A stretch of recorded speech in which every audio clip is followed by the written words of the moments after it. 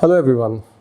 Previously we talked about the applications of Asterisk, and today we'll be discussing about the dial plan. The dial plan is stored in a text file, the configuration file called extensions.conf.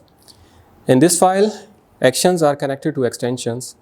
Example of what you can do is connect a call to voicemail if a user does not answer primary or secondary phone with 20 seconds.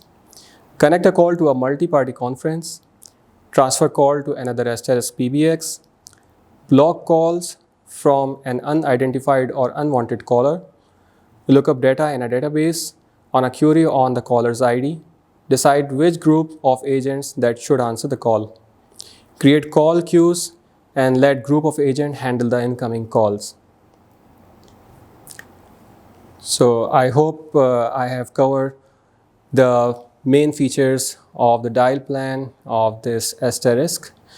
In the next lecture, we'll be talking about managing Asterisk. Thank you very much.